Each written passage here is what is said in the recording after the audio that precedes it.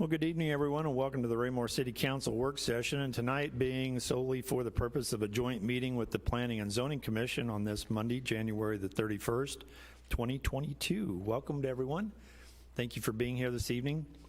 And our first item tonight is, in fact, the joint meeting. We have a little bit of to discuss after that, but not much.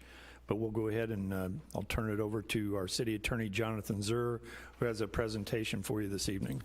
Thank you, Your Honor. It's a pleasure to be able to be before both the Council as well as the Commission this evening for your joint training. I'm going to start off with a couple of four questions for purposes of discussion. And the idea here is that it's kind of an exercise to help communication between the Council and the Commission. It's help staff, the Council and the Commission to identify areas where there may be options for further evaluation so that everyone is paddling in the same canoe in the same direction with the same vision. Generally speaking, what we're looking for here is the vision of Raymar as being encompassed within the growth management plan, but that's simply one aspect of what the vision would look like. What I'm going to ask you all to think about in terms of what you see come before the Planning and Zoning Commission as well as before the Council are things that you see with upcoming developments where there may be issues with proposed plans, proposals or applications, and there I'm going to propose, hey, look for things where did we have concerns with accessibility? Were there issues with services provided for the residents or amenities within a particular community? How about housing options, commercial and industrial growth, infrastructure improvements, entertainment and food options? Ultimately, is there something that is overweighted within the community, or are there things that are underrepresented within the community?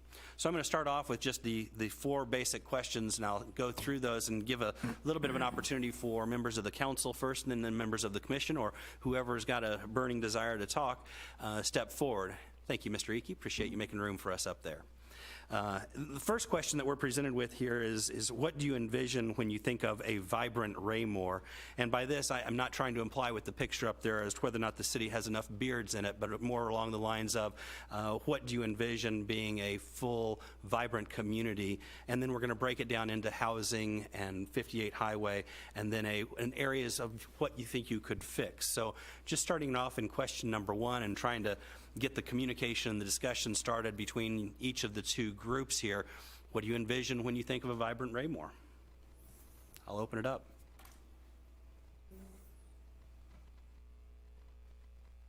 Yes. Well, when I think of a vibrant Raymar, I think of a city that is growing, people that are investing in our city, companies,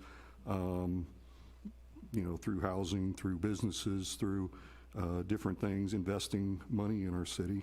And I also envision a city that can maintain its infrastructure, keep our roads in good repair, sidewalks, curbs, and all those type of things, and obviously have a good park system, and people want to come here and live. Appreciate that. Anyone else with comment? Yes, sure. To piggyback on Mr. Barber, kind of a general, more opportunity to keep people in Raymar. So whether that's parks, whether that's restaurants, we've obviously been making a lot of headway on businesses coming to Raymar, whether it's restaurants or businesses expanding, their offices here. So I think the continuation of that, so that we're not necessarily thought of as just a bedroom community. That people hop on 58 and jump out of town and then they come back at night. And we're definitely moving in that direction, but to continue moving in that direction. And that goes along with the notion of live, work, and play all within the community, I think, ultimately. Other comments and suggestions with regard to that question one? Yes, sir. Yeah, I'll continue just piggyback off of what Chairman Wiggins said. And add to that, along with that, we have a nice mix and variety of housing so that those who are working in our service industries can also afford to live, work, and play in the same city as the rest of us. And we're going to come to housing with the next question, but I appreciate the input there because that's exactly what we're looking for the first. It's the whole global view of what we're talking about here, and housing clearly is one of those things, so that you have the wide range of housing, whether that be first houses or retirement age or 55 and older age housing options as well available. So yeah, I appreciate that. Other thoughts? Yes. Yeah, I'm sorry, I forgot to mention earlier that Mr. Carteret cannot be with us this evening due to an illness. But Mr. Eppert is here with us. Dylan Eppert is with us this evening. If you have any questions for that division of the city, as well as Mr. Fearborn and Mr. Gress here, our Economic Development Director. Okay? Councilman. Yes, thank you. I think for me, same comments as all the other members as well, but also access within our community and some of the other capacities that I serve. Having access to shopping, retail, the same thing as shopping, to our park system, to healthcare, those different things. You know, we're kind of, as we are adding opportunities for housing in our 55 and older community and different other options, housing options, how do we, are there looking at opportunities for them to get in and around those areas at some point? I suspect that's not just transportation from the perspective of do we have the roads available, but are there transportation options that are also included within that? Correct. Transportation options are connected streets. We're doing an excellent job in our Public Works Department and certain various geo bonds, you know, connecting through streets, connecting neighborhoods. Our sidewalk program, filling in the gaps where we can.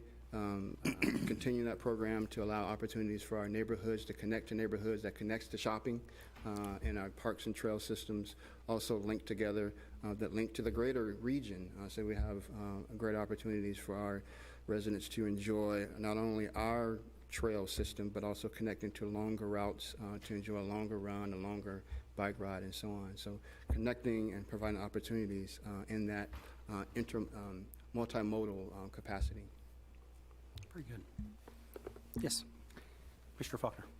I think I heard parks mentioned before, but the first thing that jumps out to me when I see the phrase vibrant Raymar is the various festivals, the concerts over at Hawk Ridge Amphitheater, things like those. Those events, I think, set Raymar apart. I know other communities have them too, but that to me typifies what I think of when I hear the word vibrant. So those would be recreational opportunities, whether that be from the music and amphitheater to softball games and availability for kids' sports and things? I think the key word is community events, things that bring the community together. Good input. Appreciate that. Yeah, Councilman Burke. Thank you. Wanted to echo where you're coming from there, Mr. Faulkner. I kind of look at the entertainment as we have private venues that the city is supporting through the parks, and then like you're suggesting, which we've been doing. I mean, honestly, some of the first experiences I've had here were like, wow, it's like I'm in a movie about this perfect small town, 20 years ago. But also, as we grow, I think we're going to have more entertainment options that will be drawn to us by our population that will allow us to go and spend money. So for-profit entertainment venues as well. And that includes finer dining and maybe a place with cocktails as well as your dinner. Very good. Very good. Yes, Councilman Circo. Yeah, to kind of chime in on that, I think when you're looking at a vibrant community, you're looking at how the city grows, their budget, their profitability. You look at new business, as you're always reaching out, Mr. Gress, new business. But Mr. Gress does another good job. He works to help retain the businesses we have. And that's a big plus in cities. You got to always be working to retain the business you have while you build new, because we need them all. And that has helped your cities grow with that older business. We don't want them failing and having empty shops. We want everybody to grow. When you talk about stuff like the parks and what we did last year, and even Melissa and the city talk about this next year, how bigger and better we're going to be, how more we project that we're going to do with the parks and gatherings to add to what we did last year. So it's always a vision forward.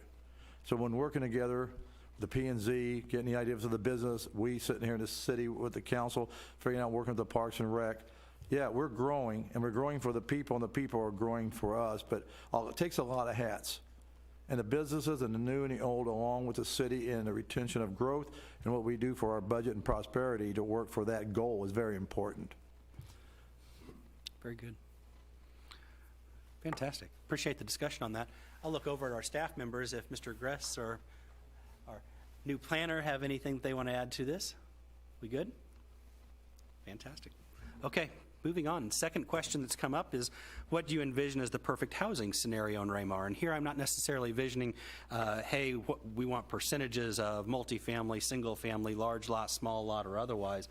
But if there are areas that you think are overweighted, underrepresented, the mix and diversity of housing options are important for a community that's going to continue to grow.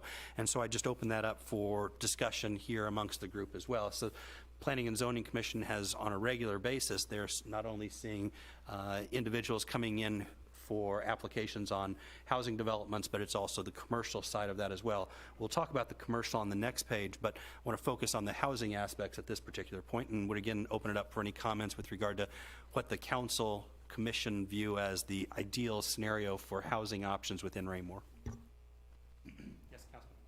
Yeah, a number of years back when we were talking about the vision of the future about housing and growth for the people, we knew then that most businesses say as you grow a community, the rooftops of people will look at coming. We know you're growing into the future. We know the financial stability is there. If you're not growing, we don't want to come. That's always been a scenario. We've known that for years. And this city and us, and work together with you guys to create diverse housing, not only homes, single family, whatever, but we've created different types of rentals. The lofts against townhomes are totally different. And when you talk to different people, they'll come into a city, but they love townhomes, or they love lofts or type of a high-end apartment. It's really nice. They're not always on the same, I'll rent anything I can rent. No, they're very particular. So we knew that coming in, that we'd have to have diversity of rentals, different styles, which we are creating over the years in the city. And I think that's one of the main reasons why we landed that winery distributor on our down south here. They knew what we were doing. They knew how we were growing. The projections are there for the future of Raymore, that 5-10 years, and that's a big plus for when businesses want to come here. They want to see that growth. They want to see those people, and that's important to them. So I think we're going in the right direction by doing it and having that diversity of housing and rentals. You got to have rentals. You can't have all just houses for sale, because a lot of people come in, they want to rent for 3-4 years, 5. They don't want to buy right away. They will buy later. We know that, and we worked on it for a number of years now. The 4 years I've been on, we worked on that concept, and I think it's working very well. Great, excellent comments. Anyone else want to chime in on that? Yeah, Councilman Burke. I'll get you, Mayor. All right, thank you. When I moved to Raymore, my wife and I, we mentioned, as we looked around, we looked in the neighborhood that we actually live in now, and we're like, man, we'll never be able to afford to live there, because we were starting out teachers. And so some of the things we've talked about over the years as we've moved into a bigger house. We talk about, is it good? Some people think it's good to be the least expensive home in your neighborhood, because then everybody else's are nicer and you can improve and come up to their standards. Some other people might say that it's best to be the nicest house in your neighborhood, and I think there are definitely options here in our town for that, for those kind of people. And then there's a third kind of people. Maybe there's probably multiple others that I haven't thought of, but at least this one.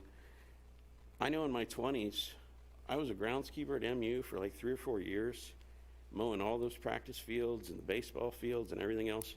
I never, ever wanted, I said this for about a decade, I never want to maintain a yard, because every time my mom would call me in my 20s, I had to go maintain her yard as well. And I think that's another option that we're starting to open up for people. Not everybody has the same priorities, and those priorities change as we age. And it's nice to be able to move and shift and stay in your same town. Good input. Yeah. I think, Mayor, did you have input? I was just going to say, I think the city's been pretty diligent about multifamily with regard to the development agreements that we've been able to put together with the projects. Those development agreements were absent in previous projects. I think the city has done a great job of creating those development agreements that hold their feet solidly to the ground, and what we anticipate and what we expect of them is moving forward. The quality of the housing, the upkeep of the housing, the inspections, those types of things. Those are things that that some cities, I think, have not allowed to be part of the overall development plan of that piece of property, but we've been very diligent in doing that. And in fact, Dylan, would you speak to that a little bit, maybe step up and speak to that a little bit, what development agreements bring to the table with regard to the city's ability to hold them accountable? Thank you, Mayor. Appreciate you for being here. To expand on that, development agreements are kind of our tool, if you can, to keep a developer from going beyond what's been approved. And so we also have the ability, and I think Mr. Zerr can help as well, to be able to go and lean back on that development agreement. So if there's something that's happening that we aren't seeing consistent with what was approved, it's very easy to go back and make that change, as opposed to, I've worked at other cities where those were not in place, and it makes it very, very difficult to say, well, at a meeting, once it was approved, it gets very difficult. So the development agreement is something that's written and recorded, and that's a standing document for that development until changed. Thank you, Dylan. And to chime in with that one too, you know, the city has found multiple ways that they're able to utilize that for holding developers' feet to the fire, whether that be the development agreement, MOUs, or even the planned districts. And I know that the commission has seen a number of the P-designated districts come forward in recent years, and those are more ways that we can require more of the developers in exchange for giving some provisions on the other side that allow the developer to address the topography of their ground, their particular size of lot, the shape of their lot, whatever that might be. So good input on that. Mr. Fearborn, did you have some to add? Thank you, sir. It becomes especially interesting as far as the development agreements are concerned, and we're actually working on the watermark one now. When we extend Chapter 100 to the multifamily, it actually means the city owns it. That's we are the owners of that property for the life of the Chapter 100, and allows us to expand even further and be much more serious and have more serious conversations with the developer about what they will and will not do. Example on Watermark, for 23 years, we have inspection privileges on the property. If they make any changes to the property, has to be prior approved by the city. Those sorts of things can be put in when we have that ownership umbrella over it. Thank you, sir. Councilman Barber. Yeah, that really was, when you look at this question, it's kind of, you think first, you know, type of housings, you know, and, you know, there is no perfect scenario with that. You know, housing is dynamic, it's changing. You can go back and look 100 years and see what houses look like, and it's going to continue to be that way. But the tools that these two groups have to maintain a certain standard, which you were discussing, the development agreements, I think those need to be looked at constantly and make sure we both are, the planning and zoning and city council have the necessary tools to make those standards happen. And I'll just tell a quick story. I moved to Raymar 22 years ago, moved into a housing development that was promised a pool and a lake and all kinds of things, and the developer pulled out, and we didn't get any of that. And so here comes Creekmore. They start developing that. My wife immediately wants to move over there. And I said, no, we're going to wait, and we're going to let that develop and see what happens. Now that I'm on the city council and involved with the P&Z as well, I can see that happening again are going to be slim to none, just because we have the tools to keep that from happening. I don't want that to happen to anybody else. Good comments. Councilman Townsend. I was going to make the similar statements, but I couldn't say it any better than Mr. Barber had said already. Thank you. Good. Any other discussions on this second question? Good input. Thank you. Okay, so third question that's presented to us for conversation this evening is, what would be your perfect vision for 58 Highway? And again, we're talking in terms of, is it development standards? Is it site development? Is it plans for development? What do you envision seeing then? And some of it may be the continued natural growth of 58 that we've seen already, but I'll open that up for discussion and conversation between each of the parties. Yes, Councilman Townsend. Our portion of 58, right? and any way that you need in order to access our portion of 58. How's that? Does that work for you on transportation? There we go. Okay, I guess I'll start since I posed the question. Yes, I think as far as 58 Highway and our portion of the community, I believe several years ago we've overlaid and milled it, put some significant amount of money and work into getting that up to standards and maintaining it. But then as we are growing, we're seeing there's some opportunities for some traffic, may not have the term right, traffic calming or, kind of marshaling traffic in certain directions to help mitigate some accidents and some traffic flow concerns as our commercial pieces along 58 begin to mature and grow. And we've had studies that kind of given us some options that we can explore to make that a little better for our residents. And then as we move a little further south along the 58 corridor on south of Madison as you take the turn, there's some opportunities over there as we're looking at that particular old town area and what can we do over there to kind of, and I've always said, even though we don't have a dedicated downtown, is there a way that we can fabricate one through growth? And how we are encouraging our developers to, as we look around the region, there's different, similarly appointed strip malls that have been refurbished just from facades.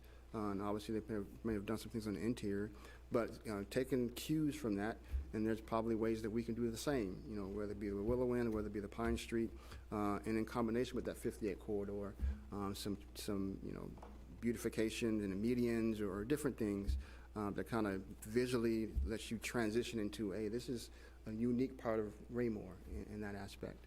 And then, going west of our city on the 58 highway and bridge is the biggest, concern and loudest noise that you hear about 58 when it comes to this portion of Cass County. And how do we partner with other communities? Because that's out of our jurisdiction. So it's very hard for us to take taxpayer dollars to put towards somebody else's, roadway, which we've got a GO bond that approved some monies to go towards the I-49, but then there's that other pain point that we have for our residents to get to our community, which is probably, even though North Cass Parkway was hopefully encouraged to be an alternate, way into our community, but if you live in Creekmore, why would you go all the way to North Cass, to get there? If you live in Creekmore or points north of 58, you have the opportunity to come off of 163rd in that aspect. But that's the main point to our community. So finding ways to partner with the different entities and agencies that support that bridge, whether it be us, Belton, MoDOT, trying to find opportunities that we can share the support and carry the flag of saying, hey, this is, even though this bridge is not crumbling, it's not, which is some of the, I guess, the criteria they use to determine should this be replaced. But as I've heard, I haven't seen the numbers, but as I've heard it said that bridge gets more traffic than the Buck O'Neill Bridge. And if those of us who live in this community, obviously we all do, every bridge from here to the Triangle has been either replaced or widened or something done to it, other than ours, where I think in 12 we had the on-ramp widened in some aspect, and we had some rails put up. But that did little to address the flow of traffic. So I think, what's the perfect vision?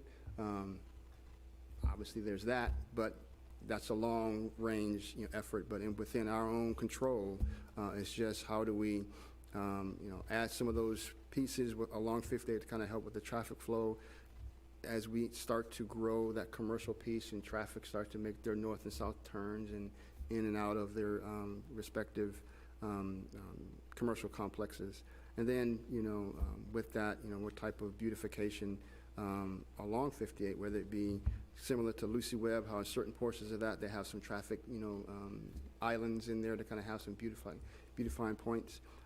That may be some opportunities, some more southern portion, eastern portions of 58 to kind of do that. That again, creates fabricates kind of a downtown community central aspect to our community that we can probably take advantage of.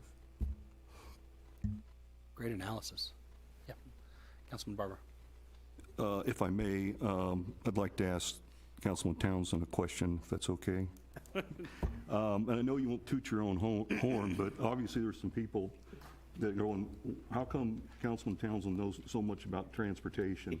So I wanted to, not everybody knows the board that you sat on, the only Cass County member on that board. Could you speak briefly about what that you're trying to do? Okay, thank you.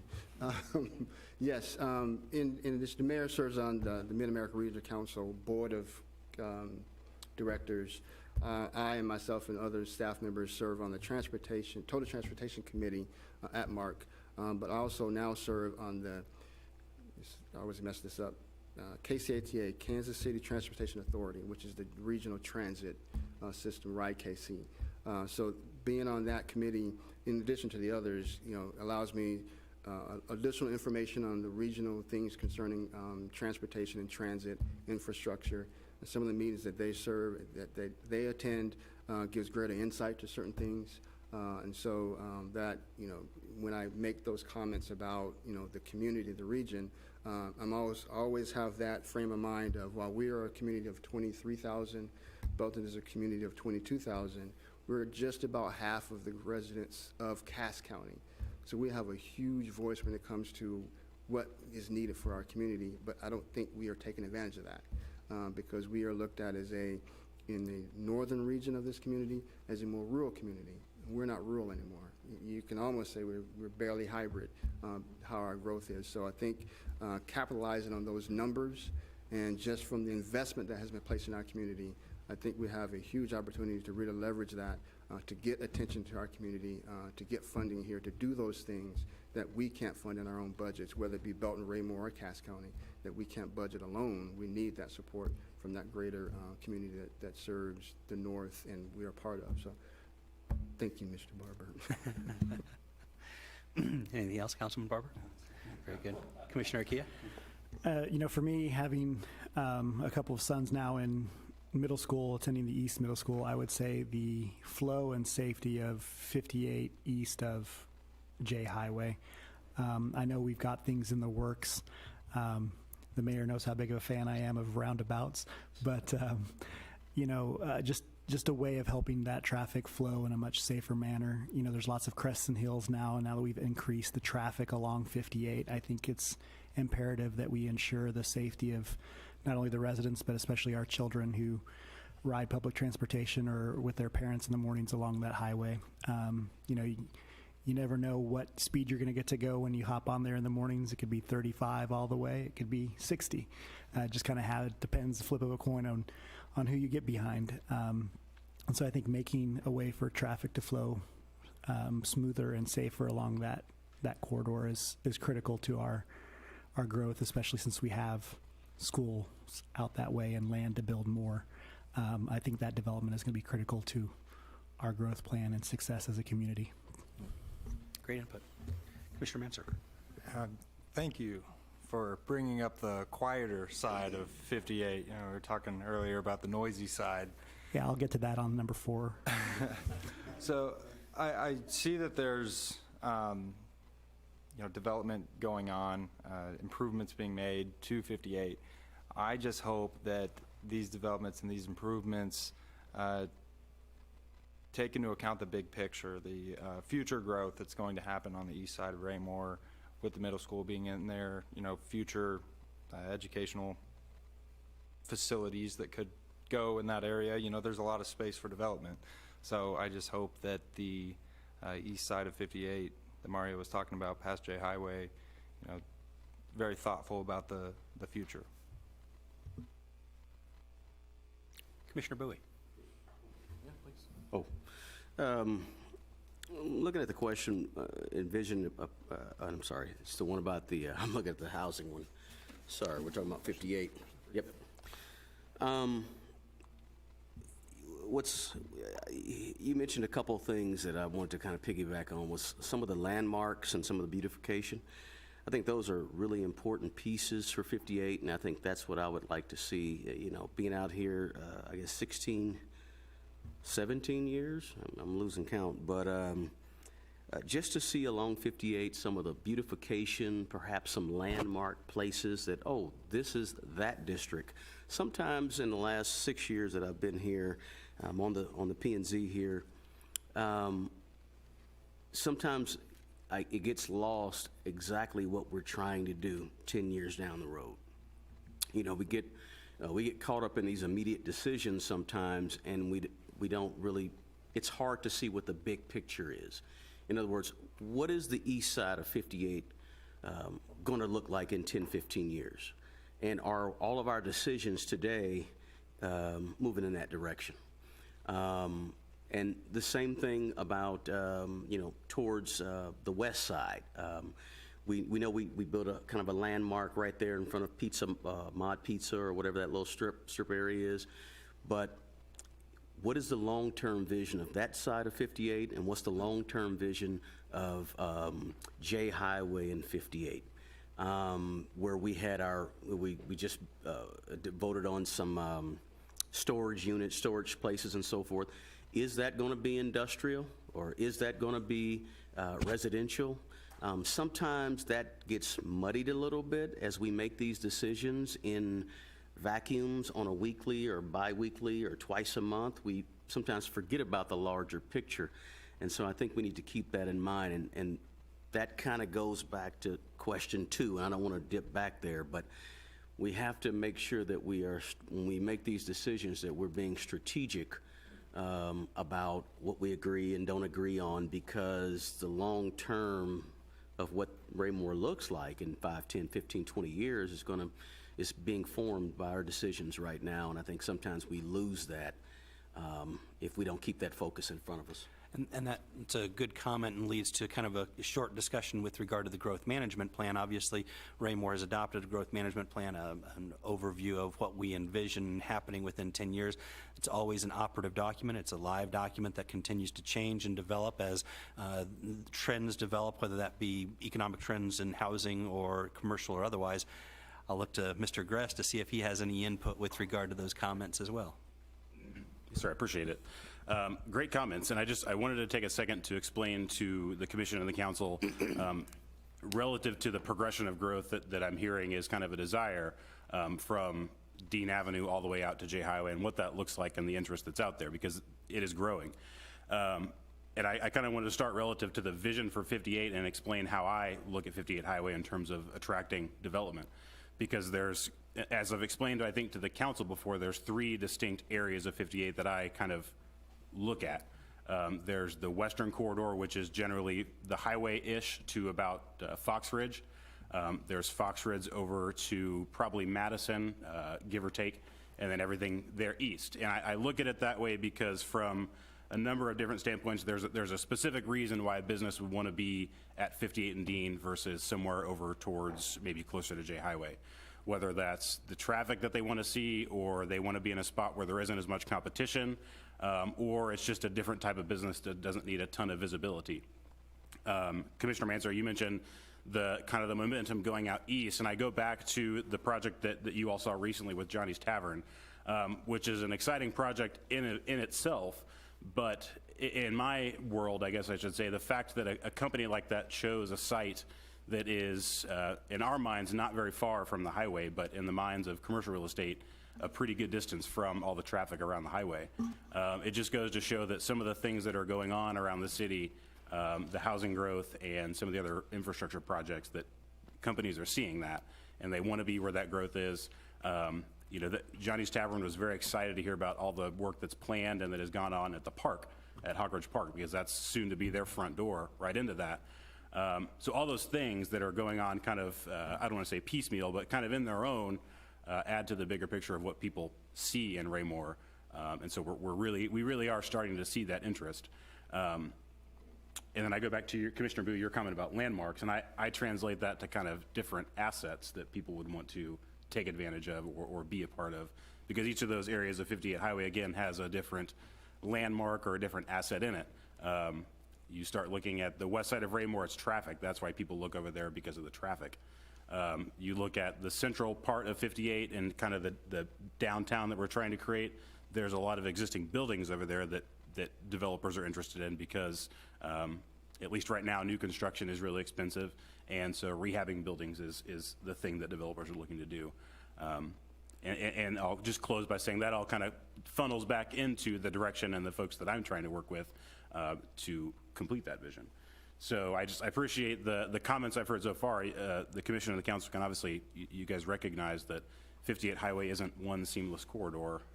Sometimes we'd like it to be, but there's different characteristics of the entirety of that stretch of roadway that businesses tend to look at. So, Thank you, Mr. Rest. Good input. Any other comments from council? Councilman Burke. I grew up cruising Nolan Road every weekend, all the time. Kids don't drive anymore, but I think what's nice about 58, that is something we can't do anything about because we don't need to. The S-curve keeps it from being a 7 highway or a Nolan Road, and those are great economic development corridors for one decade, and then not for the next so much. And then maybe another decade later, it's back up again and things are moving again. I don't want to see us in those spots. I don't want to, well, maybe I'll go ahead and say it. I don't want it to look like North Scott either. I think that curve makes us have to be a little more creative. And I think that's going to be a benefit for us eventually. Good input. Yes, Commissioner Faulkner. So this kind of hit a nerve with me. It's always there. I moved to the area in 1978. 58 Highway was 2 lanes, no stoplights. I don't know if anybody else has been here that long to remember it, but obviously it has changed an awful lot in 40 years.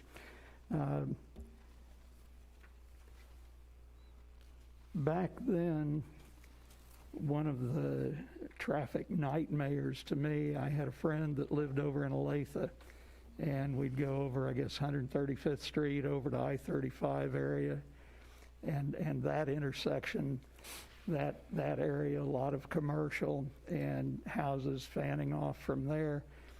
And to me, that was always kind of like, oh Lord, I hope Raymar never turns into this. Well, you know, we've certainly snuck up on it, and that is a concern to me. Another thing that is always very much in my mind when I look at 58, I grew up in Sedalia, a few blocks south of Highway 50, and Sedalia's a different animal. As Raymar has grown, Raymar and Belton are now about the same population that Sedalia has been for probably 70 years. And Sedalia also has US Highway 65 running north-south through it, so it has an added complexity. But I remember as a child with a 20-inch bicycle, my grandmother's lived on the other side of 50 Highway. It was 2 lanes, so very reminiscent of 58 Highway when I first came to this area. And as I look at Sedalia today, you know, I do think history often repeats itself, and Sedalia may have had opportunities to put a high-speed bypass around town for one or both of those highways, but that never happened. So you have US 50, US 65, 5 lanes. You know, 50 to me looks a lot like 58, and the traffic comes straight through town with all the stoplights.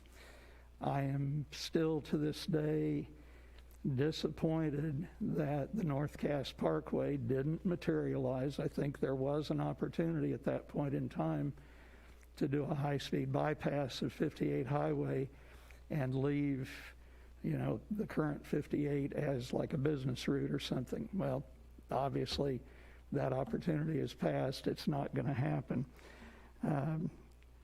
But I think my vision of a perfect 58 highway would be something that has more local and, you know, if there are other east-west accesses through Raymore that provide an alternative to 58, I think at least that'll help. Councilman Barber. Yeah, Mr. Faulkner, that was a great comment, and got me thinking about it too, because we talk about it all the time, but don't think about it in this context.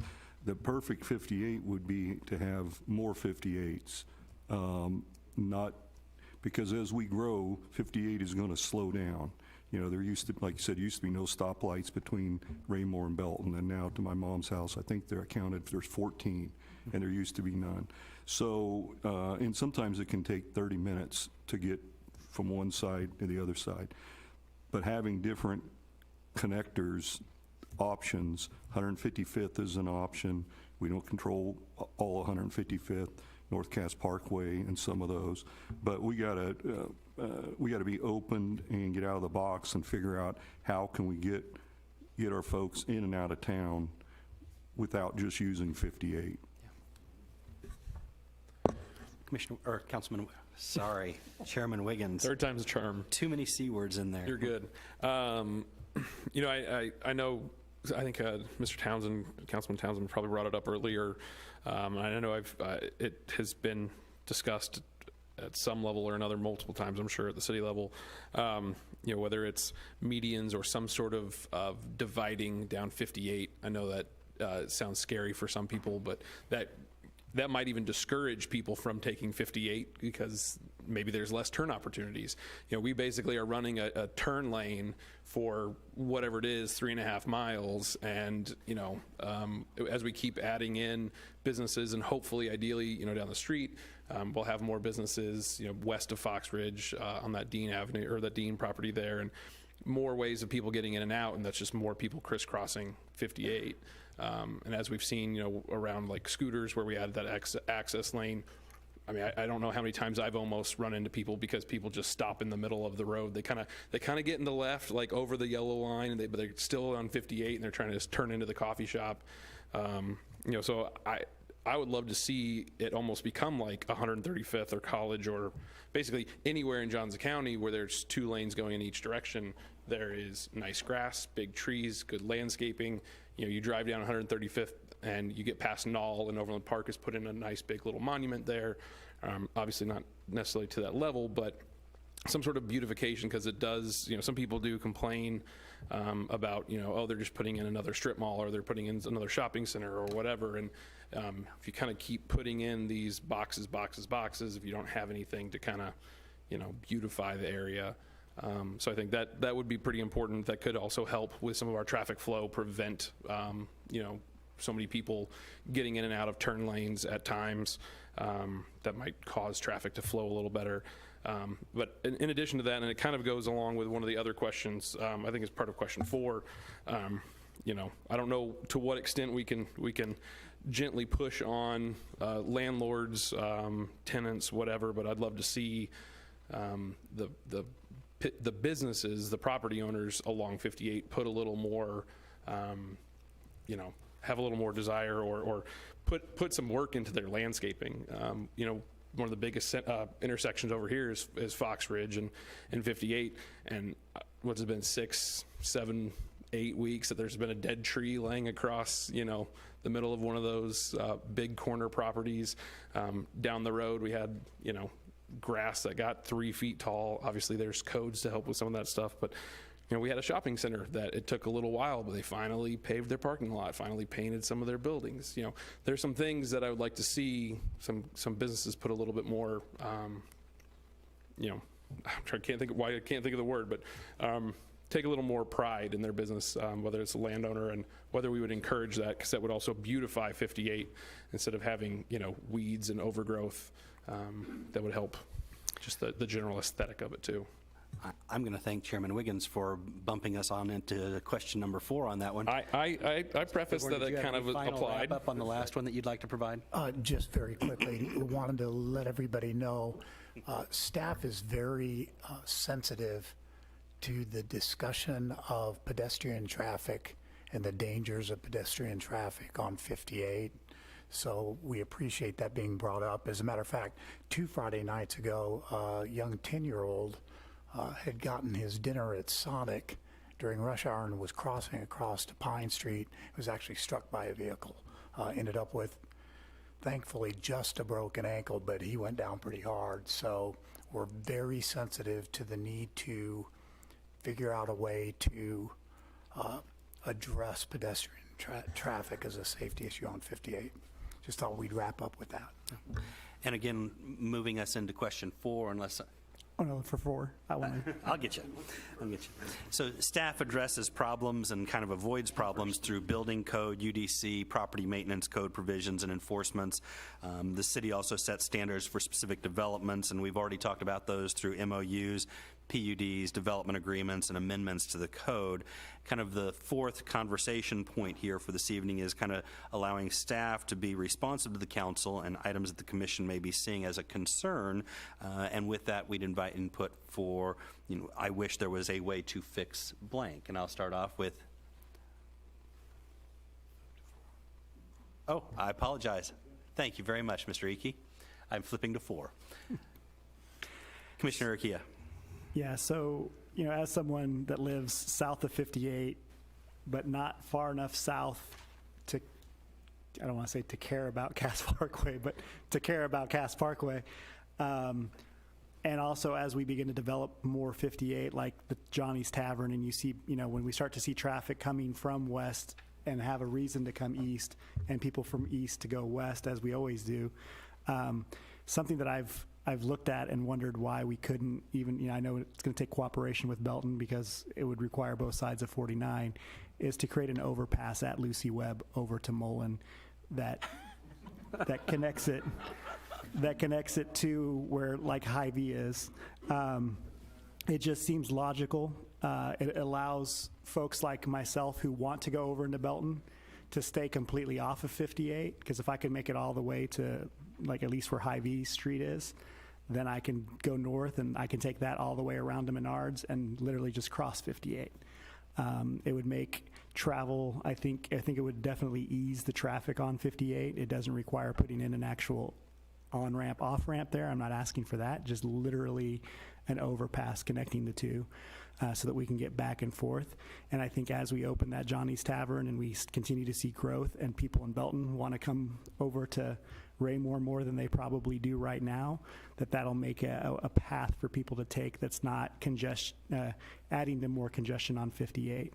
I think that would go a long way in alleviating some of the issues we have or think we have with 58 currently. And it's just something that, because I lived on the Belton side and I lived south of 58 as well, and I was like, man, that'd be so much easier if we had that. And that's kind of my recommendation for number 4. Councilman Townsend, would you like us to cite your physical reaction as part of the record this evening? Please. How did you know I wanted to say something? Commissioner Aquila said it spot on. I've had conversations with Mr. Fearborn about that very thing. I even have little crayon drawings of an overpass over Lucy Webb. I use the term attractive alternatives. Our city is kind of on an island, if you will. We don't control any of the accesses into our community other than North Cass Parkway. The 58 Bridge, 155th, off of 71 to the east, that's all controlled by somebody else. But our growth is growing to those intersections, it's growing to those locations. So like we did with Kansas City on 155th, we partnered with them to get that widened to make that an attractive alternative for those communities north. As we're growing northeast, there's opportunities to see if we can find ways to widen or partner with, Patterson Street, Kurtzwell up to 155th. Some of those communities off of 150 that come south. I think it was at Peterson in Kentucky or Kelly Road. Those are kind of paved 2-lane roads. They get really tight during the evening hours trying to come down those streets. So, as we're looking at alternatives and, I wish there was a way to fix, it's those things, those connectors into our community, because we're going to grow and we're growing to a boundary that we can't go in and annex, Belton city limits. We can't go in and annex Kansas City and Grandview. But there's finding ways to say, hey, or even taking North Cass going west, continue that to connect, around the little creek bed there, connecting into Mullen, finding another alternative route into Belton, and also allowing them an access to our business district coming from the south. So they're just, just looking at it, taking a creative approach and talking with different communities. Again, multiple agencies trying to find a way, because even as Mr. Aquila said, those two things, an overpass and even, I think, helps Belton, because that's a development opportunity for them, because that area is in the Ray Peck School District as well, to give them some opportunities over there. But again, that's their growth management plan, similarly up to the north. But again, finding ways to create some attractive alternatives for those locations that it doesn't require the community, the bulk of the community, to take 58 to go north, because we are as I call it, an exporter of workforce to Kansas City Metro at this point. So just, if there's a way to fix that, that was the one thing I would say is the one thing. I don't want to curtail conversation. I'm going to take Commissioner Buies, and then I'm afraid Mr. Icky might advance the slide on me if I don't continue to move forward on this. So I'll take Commissioner Buies, and then we will wrap up this portion of our conversation and move on, okay? Okay, I'll be short and quick. You're fine, sir. You're fine. Couple things. First of all, some of the larger buffers, maybe some of the buffers are not mature yet. Some of the buffers, specifically down on 58 Highway, you see, we talk about buffers all the time, but I'd like to see them be a little more mature and really hide certain things that need to be hidden. I'd also like to see maybe some work on some of the roundabouts throughout the city. I think there's a few of them that could use some work, could use some beautification, could use some attention. And then I'll point out the obvious. I'd like to wish there was a way to fix Willow Wind. Make it look nice, make it look attractive, make it look inviting, make it look 2000-ish as opposed to 1970-ish. So that's the things that I would like to see kind of right up top of my head. Well, the owner of that actually thinks he has, so I just wanted to pass that along. The pile of bricks, that's part of the aesthetic? Yeah, there you go. Yep. Yeah. He's working on it. All right. Okay, very good. Well, I want to thank you all. This was much more extensive part of the conversation than I ever anticipated. Honestly, I'd had the remaining 4 slides here as a fill-in in the event that you guys decided you didn't want to talk. So I'm glad we have gone as far as we have on it. I hope it's good discussion between council as well as commission. I'm going to go ahead and advance on, because I think there's some additional training pointers that might be helpful, and this will be for each side. And obviously, if you all have questions, please feel free to stop me at a given point. The first slide that I've got beyond here is the Part 2 training pointers, and really what we're doing is the vision is implemented by the team effort that is the city professional staff, the Planning and Zoning Commission, through their recommendations, and then through the final action of the City Council. So I've got identifiable roles here. Planning and Zoning role generally is going to be a strict application of the Uniform Development Code, whereas the City Council is going to be taking it from a global application of the vision. So the City Council can consider all kinds of things beyond the UDC. Council can consider things such as aspects of any project, including tax dollars and or revenues that would be produced from a particular item. And they have pretty broad discretion there as far as their legislative actions are concerned, as long as they don't act in an arbitrary or capricious manner. On the other side of it, the Planning and Zoning has more of a strict, just the facts, ma'am kind of approach to it. So application of the UDC to the particular application, how does it fit into the realm and the framework of the findings of fact and the code that's been provided. And then there's some room for flexibility with the Planning and Zoning, and I'll talk about that momentarily with regard to suggestions for reasonable conditions that might be imposed on a particular application. But really I wanted to make sure and drive home the fact that the Planning and Zoning Commission, you are making a recommendation to the council. You're making that recommendation to the council by taking the application before you, applying it to the factors that are in the terms of the UDC, and providing out a final outcome, giving the citizenry an opportunity to comment and discuss on that with regard to their concerns. City Council takes a more holistic approach, which is a consideration of the broad spectrum. Ultimately, in applying the UDC, the P&Z will often conduct public hearings for citizen input, and one of the things I wanted to make sure and focus on here is that in these public hearings, it's important to understand that the landowners who hold the property generally have a right to utilize that property to the highest and best use, and that should be the default perspective to start from with regard to the consideration by both the Commission as well as the Council.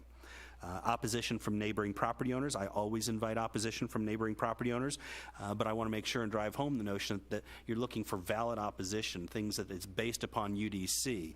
It's not just a question of, okay, how many opponents do we have in the room versus not. Ultimately, a lot of what I hear from the Planning and Zoning Commission side as a kind of a active observer is a concerns over, hey, it just doesn't, I don't want it in my backyard, and I want to get beyond that notion for the Commission.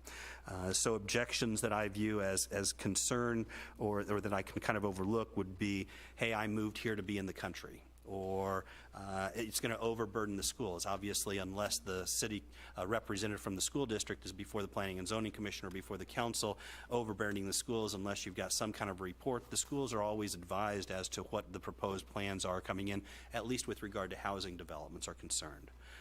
It's going to overburden the roadways. Now, again, if the opposing side comes in with engineers to provide reports and designations to say, hey, here's where we anticipate traffic problems, obviously the Commission and the Council in that regard will be weighing the reports, competing reports from Public Works as opposed to the privately held engineers that come in.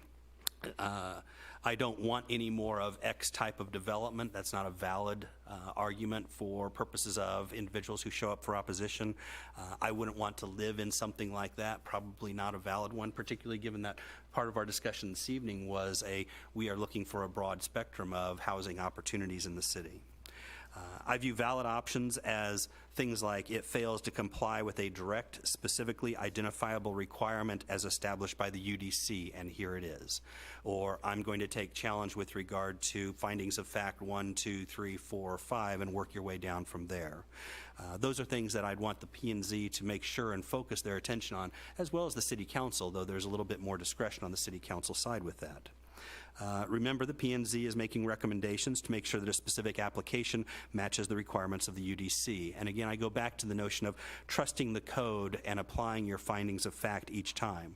The requirements of the UDC are most often illustrated for you in the findings of fact, which also coincide with the factors to consider for each type of application based upon the terms of the code. Those findings of fact will have staff's professional analysis provided to it, and then you all get to make the determination based upon whether opposition shows up or you have individual concerns over how the findings of fact are applied to the application before you. I want to make sure and also note, and I've referenced it here, suggestion of reasonable conditions for the planning and zoning. The UDC allows you to make a recommendation of approval. It allows you to make a recommendation of denial, and many times it will allow you to make a recommendation of approval subject to conditions. And as staff, we would always invite you to raise the question of, is there a reasonable condition that might be applied here in this particular case? In my world, I've seen this on a number of occasions with, hey, is there sufficient screening between this particular type of use and another type of use? One of the first cases I ever worked on was the Bass Pro Shop that went into Independence, and it backed up onto a really small residential secluded neighborhood, and they had significant concerns about the impact that was going to provide. As part of the negotiations and the conditions that were imposed, the developer agreed to move a significant number of trees all along the back property line, install a concrete level fence that was 7 feet tall that had distinguishing characteristics all throughout it, and that helped to satisfy or allay some of the concerns that were being expressed by the property owners that were backing up to that. So those were all conditions that were expressed and were included as part of the conversation. Again, here in the city, we would see that a lot in a development agreement or as part of the conditions for approval. Mr. Zur, I have a question. Yeah. Yes, sir. So going back to findings of fact, Yeah. as it is reported to us by the staff on the findings of fact, when would it be the most appropriate occasion for a commissioner to challenge a finding of fact so that it doesn't just come up after everything's voted on? And in fact, Mayor, you're identifying the next item on my list of items to answer here. So that last one is if I disagree with the staff recommendation. And here, if you disagree with the staff recommendation or you've got an issue with regard to a finding of fact, my first comment is wait until all the evidence is in. Many times it's helpful to wait until you've got a motion and a second on it, because then you know, hey, look, we've got all the evidence, we've closed the public hearing on this. Wait until that motion and second is made, and then express your concerns and or reasons for objections with specific reference to the findings of fact. And I suggest that because at the council level, if there is a vote in the objection to or against the staff recommendation, invariably staff is going to receive the inquiry, hey, I note here that at the Planning and Zoning Commission level there was a vote of 5 to blank, a different non-unanimous number. Can you tell us a little bit about that? Well, my point was, shouldn't it have been earlier after the staff report? If there was a finding of fact and the staff report is read through, wouldn't there be a question or a challenge to a finding of fact more appropriate at that occasion rather than as a discussion item after the motion is made? I am comfortable with you making it at any given time, but I do like it earlier than later. Because if you provide it earlier than later, it gives staff the opportunity to come back and address it for you. So the sooner you make that expression, the better. I think what I'm telling you is make sure that you're doing it at least some time as part of that public record portion of it. Identify the finding of fact that you're concerned with. And invariably, what you're doing is you're giving staff the ability to provide details to the council when it comes time for that discussion. Okay, thank you. Absolutely. So that covers kind of this slide, and I'll move on real quickly for the last area that I wanted to discuss this evening. I promise I'll make it go quick. Mr. Eakey, you don't have to forward my slide for me on this one. And this is with regard to social media events or social media accounts that you all might have, both at a council level as well as a commission level. And obviously this is a part of our society now, and there's no way that I'm going to be able to sit here and say, you don't do it, whatever you do. What I want to start off with is the notion of, remember that whatever you post on your personal social media, if it relates to an application, a proposed plan, a development, immediately you've brought your personal account, whether that be email, Twitter, Facebook, or otherwise, into part of the discussion here, and you really want to avoid that. Before you dive into social media specifically, I want to make sure and comment, you all may have the opportunity to visit with individuals as you go out and visit sites. I want to make sure you always note that you are reporting it. So, hey, I had the opportunity to go drive past the site. I met with one of the neighboring property owners. This is what they showed me was some of my concern. I'm going to have questions on that this evening when we get to this application from the staff report. Those are all very helpful to provide to the staff coming into it. And I do suggest that you go by and see the sites in advance so you can actually see what it looks like on the ground. Never commit to a vote before all the evidence is in, and always ask questions if you run into an individual in the community with regard to a particular site or while you're out visiting that site. But ultimately, as far as the social media is concerned, I want you to make sure and be careful. There are too many political careers that have ended. There are too many commission careers that have ended, all based upon postings on Facebook or Twitter or otherwise. I've provided a couple of examples here, and I'm not going to go into too many details with them. You've got Emily Thornberry referenced in the top, who posted a single picture of 3 St. George's flags in a conservative working class van and significantly damaged her Labor Party's elections in 2015 general election. Another one to consider is as far as President Trump, and not taking sides by any stretch here, but with tweeting official statements, he made his Twitter account an official public record that was subject to the Presidential Records Act, thereby requiring preservation of all the presidential documents. This limited his ability to remove or delete tweets without violating federal law. Likewise, anything that you're posting that might be directly related amongst multiple members of the council or the commission may also become part of the public record. Next one I've got on there is U.S. Rep. Paul Gosar. There he blocked a dissenting individual's Facebook comments for him. He had used his Facebook page for communications with constituents, to raise funds, to do all kinds of politically oriented activities. When he blocked it, she filed suit against him, claiming that he was curtailing her First Amendment rights, and was able to convince the court of that exact same position. So it was not able to block an individual constituent's commentary on his Facebook page without violating her rights. Again, this is the concern with having a social media aspect along with a public face. The next item I've got up there is the City of San Jose, and obviously that was the public officials discussing public business on private email accounts, and those accounts were then made subject to disclosure under Sunshine. Here, all of the commissions as well as the council have the ability to utilize their raymore.com account. It makes it really easy for purposes of Sunshine, and it makes sure that we don't have to delve into your private personal email accounts. Second to last one I've got up there is Governor Nixon. In this particular case, he tweeted out a photograph of him voting in 2014, and he gave new meaning to the whole show me state notion. When he was voting, the person sitting next to him left nothing to the imagination based upon their choice of attire and a lack of a strong belt. The post was up for approximately 20 minutes before his staffers took it down. It was somewhat embarrassing, somewhat of a gaffe, and you want to avoid that. So make sure to have careful review before you do post.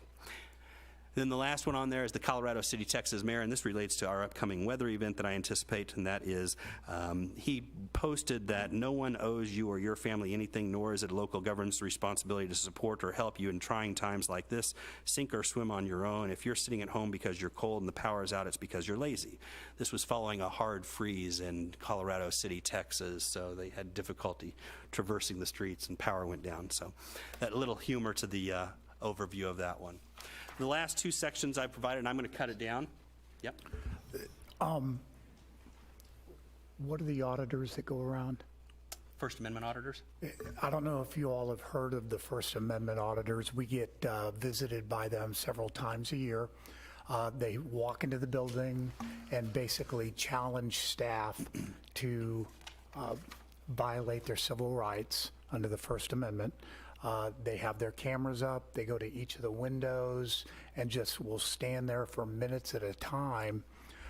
We learned last Wednesday night that they had visited Belton and asked the police chief in Belton to show them his last 20 text messages because his phone was being used for business purposes and he had to provide those.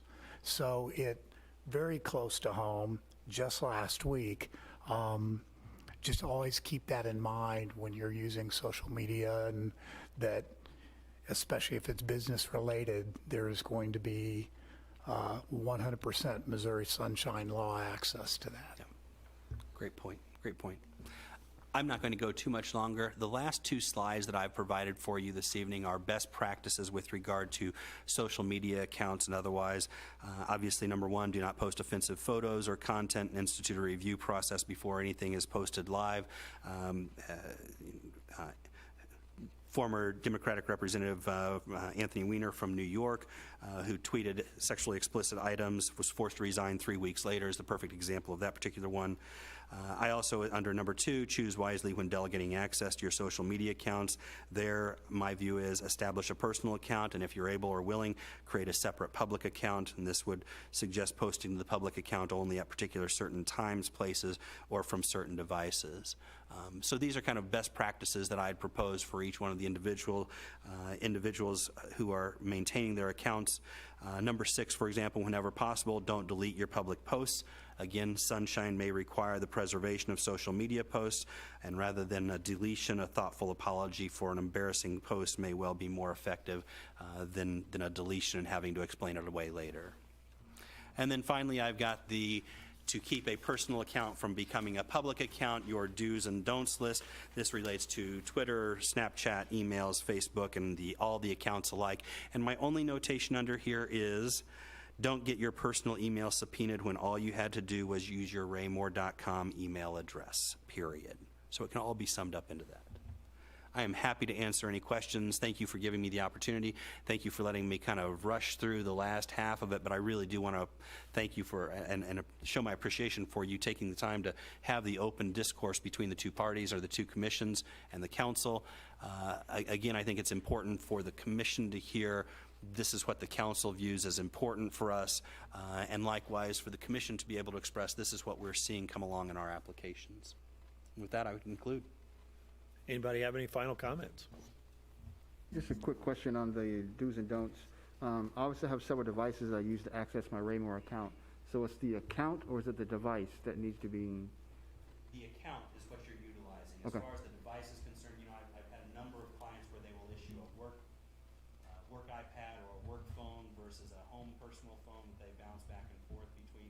you're going to maintain a work account, it's real easy to just put it on that work account. But obviously, if you're utilizing the raymore.com, that's all coming into the vault. It's very easy for us to be able to pull that. Recover. Jay, do you have anything before we close up shop here on this particular? No, sir, I'm good. Thank you. Okay, thank you. All right, well, thank you, commissioners, for being here tonight. We appreciate your presence and your attention and your comments. Thank you very much.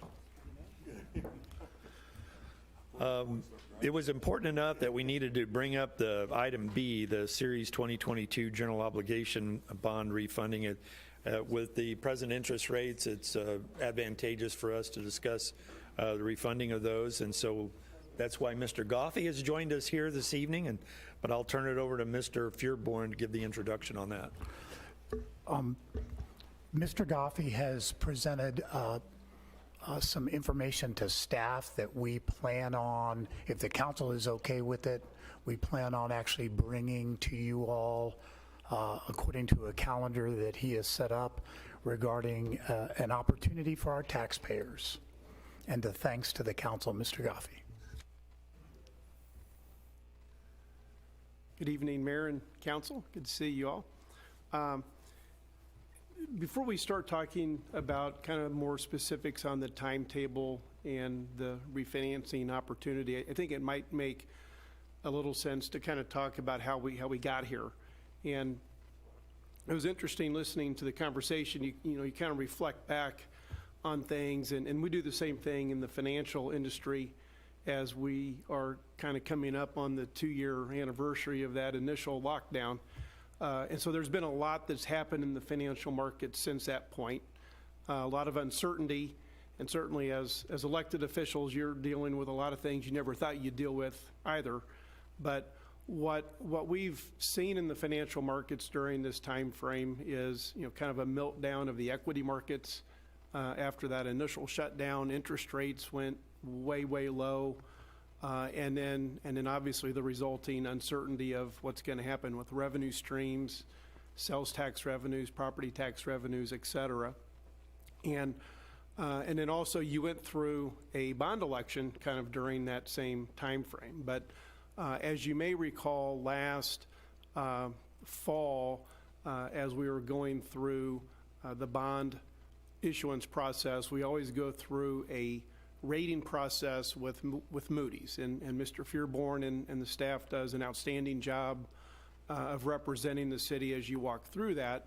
But I was thinking back on some of the comments that Moody's made, which I think is important for the council to hear, and I think it's very, the board has done a fabulous job over a long period of time, but I think some of these recent comments are worth mentioning. So this was from the credit opinion from Moody's Investor Service from August 23rd, 2021.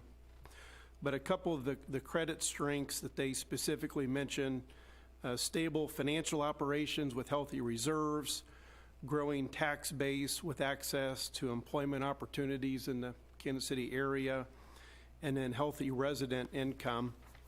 They go on to talk about more particulars on each of those items, but it does talk about conservative budgeting practices and kind of a recognition of what the council has been doing, what staff has been doing from a financial management standpoint. So I think that bears repeating, that the city's done a great job, not only during the pandemic, but really prior to that point, kind of getting infrastructure needs taken care of, but maintaining conservative budgeting practices and putting the city in a good position just to continue to move forward.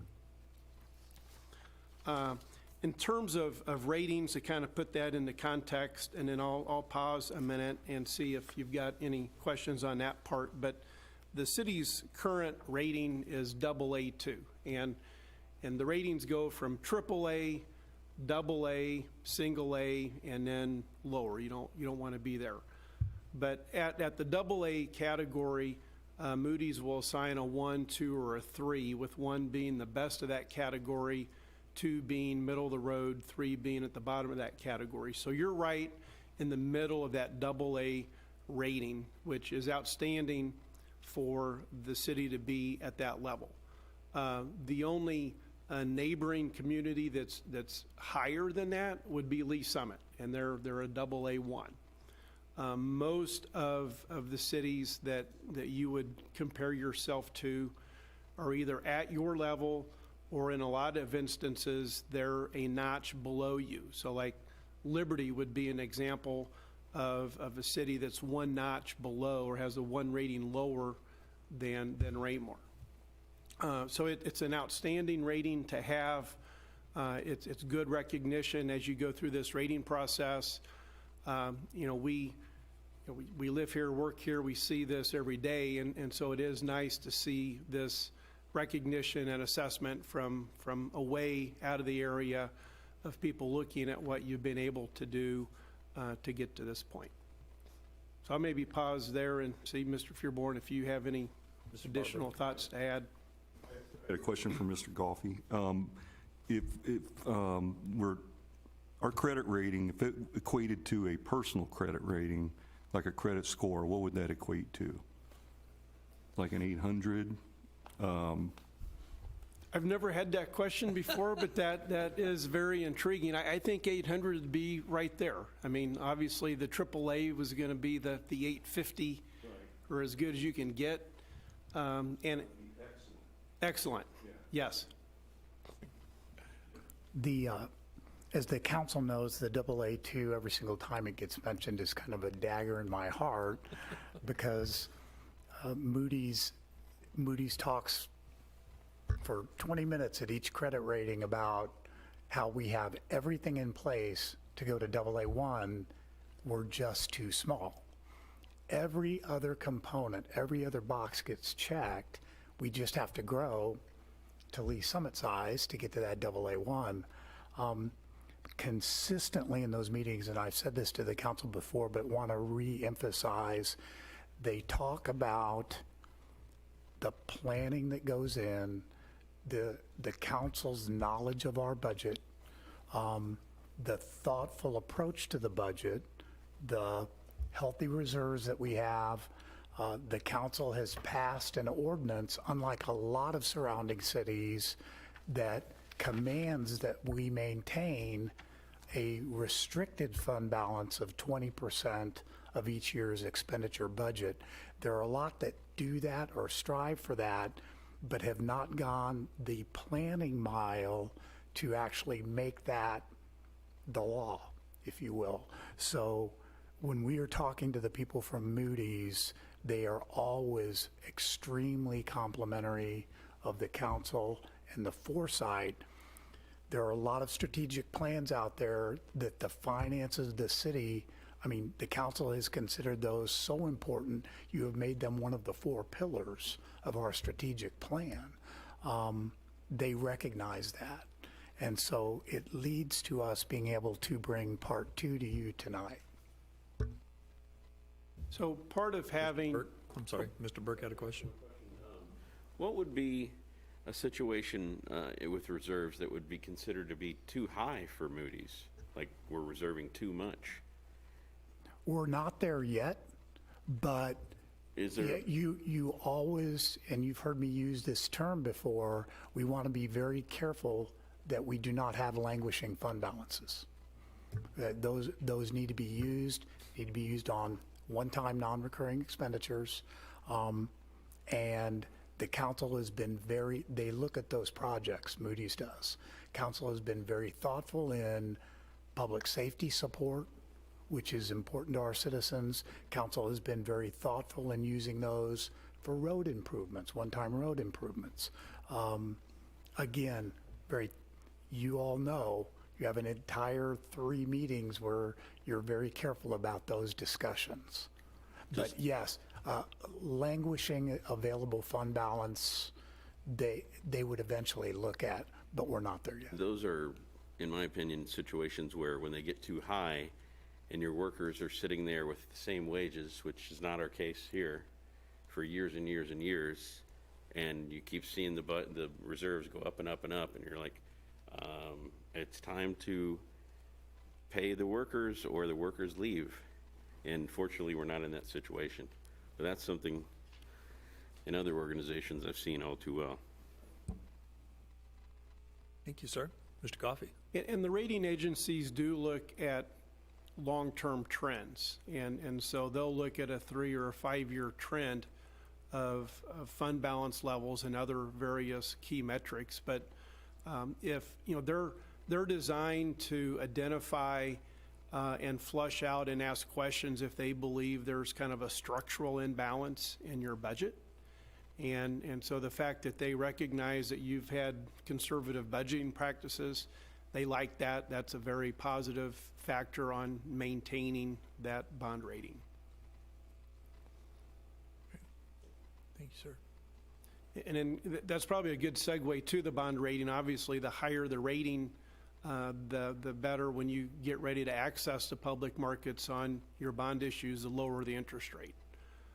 So state of Missouri that has a AAA rating, not that they access the markets that often, but they have access to a very low cost of funds. But the city of Raymar does as well, and certainly in this very low interest rate environment where credit spreads have narrowed for now, you know, you're able to borrow at very, very low interest rates.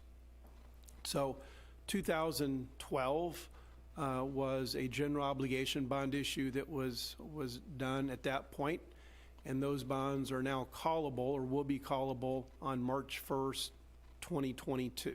So we're within about 30 days of being able to hit that call date. Under current tax law, we're not able to advance refund bonds anymore like we used to. But now that we're within that 90-day time period, it does present you an opportunity, much like refinancing a home mortgage.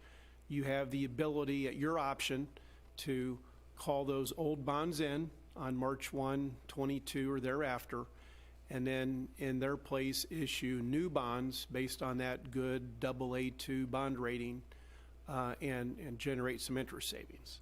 So in this instance, presently, you're paying just under 3% interest on those 2012 bonds that are outstanding. Those bonds would be called in. We'd go through a similar rating process, put together a bond prospectus, that type of thing, and then schedule a competitive sale in March. But we believe that 3% interest could be lowered down to around 1.5, 1.7%. And so by lowering that interest rate on $7,280,000 of bonds that are outstanding is going to generate about $250,000 between now and 2027. So, you know, fairly meaningful amount of savings over a short period of time that would accrue to the benefit of the debt service fund. Keep in mind you have that debt service levy that's set separately from the other levies and kept in a separate fund. And so the interest savings that you would realize from this would accrue to the benefit of that debt service fund. And to the benefit of our taxpayers. Basically, we will be saving them about $250,000. Todd, do you recall, you were around back in 12, what was our Moody's rating then? Was it AA at the time? AA3 or? Might have been AA3. Moved up, was it? Okay. Anybody else have any questions? Did you have anything to add, Jim? Todd, what's the count? As the council will remember, we bring you what we call a parameters ordinance. You first have to approve us going to the market, and then we go out, and then the second read, we fill in those blanks.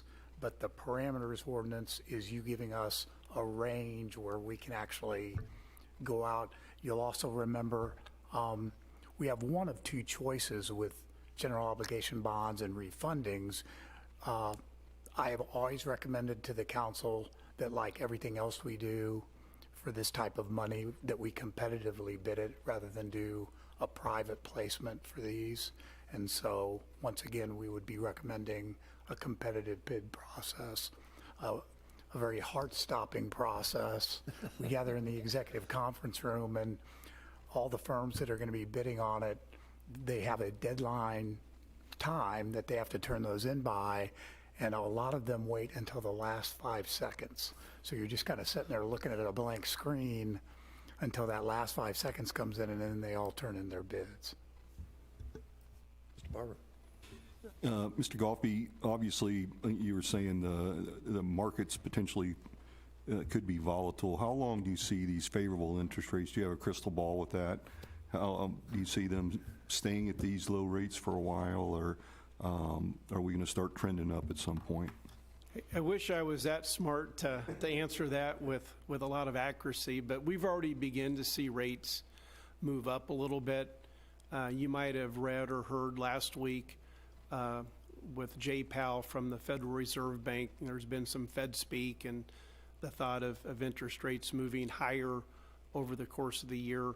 A lot of times that gets already priced into the Treasury market, where we see Treasury yields go up. And so as long as the Fed does what they've kind of led people to believe and what the expectations are, it seems to be okay. It's just that when the Fed does something unexpectedly that the market's not expecting, that's where we have a tendency to see a lot of volatility. So I think it's all right. I mean, the bonds are callable March 1 unless you felt that rates were absolutely going to be lower in June or July or August, then you may want to wait. But barring that, I would say now is the time to go ahead and get this moving along and get this $250,000 of savings locked into your taxpayers. I definitely, in all of our discussions and in GFOA discussions, we are going to see upward pressure on the market. Mr. Berenson, did you have something? Yeah, thank you, Mr. Mayor. Mr. Goffey, thank you for your presentation. It is pretty interesting just imagining that room, watching that, and waiting for that to come in. It kind of sounds exciting. But anyway, two quick questions. First of all, you mentioned Lee Summit is a AA1, we're AA2, and we're waiting on just growth. Do we need to double in size? Is there a certain number we're trying to reach? Is that arbitrary, or is that a 10-year thing down the road? I guess what I'm asking how long do you think it would take for us to get to that AA1? Is that something we could do in 5 years? I think it's possible. I mean, it's kind of to unpack some of that. So I think those types of things are not arbitrary. It's very objective, and Moody's and Standard & Poor's, the two rating agencies, have various medians that they're looking at, and they're comparing Raymar not to just those cities in Kansas City or throughout Missouri, but they're comparing you to cities throughout the country. And so they have those medians where you kind of fit in the box. And for now, we're kind of in that AA2 box, and to get up to that higher level, some of the things that they would look at would be debt burden, assessed valuations. Well, clearly, Lee Summit has a much larger tax base than what we have here. So as the tax base grows, as the amount of debt subsides, I mean, we just went through this recent bond election. So, you kind of add debt and you start paying it off, have the tax base grow. So, I mean, I think within that 5-year time period, I think that possibility does exist to go one notch higher. Absolutely. Thank you. And just a follow-up to that, if we were at AA1 right now, you mentioned those rates being at roughly 1.5 to 1.75. If we were at that better AA1 rate, would it make that much difference? Is it a tenth of a point? What difference would you really see going from AA2 to AA1? Under normal market environment, meaning not what we've seen the last 2 years, but with typical interest rates, each rating category is around 7 to 10 basis points. So you'd be right, a tenth of a percent. But in this current low interest rate environment, each rating category doesn't generate as much of a difference. So, you know, currently it would be maybe 5 basis points, 5 to 7 basis points. Okay, thank you very much. One of the other items that they do look at that is a good thing for us, but we suffer under it slightly, is, and we've talked with the council about that, you'll remember the overlapping debt aspect for our citizens, because we have a rapidly growing school district, and we're rapidly growing as well, and so the school district takes out debt, and the fire district takes out debt, and we take out debt. It's not just our debt that's being looked at.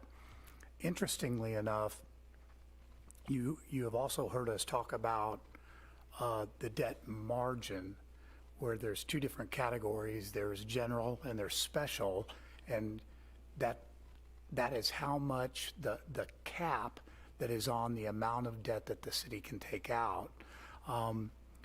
We are growing, and it's based on your assessed valuation, your overall assessed valuation. We are growing so fast that we aren't even close on our debt margins to bumping up against anything. So that is another bright spot of the growth that we've achieved.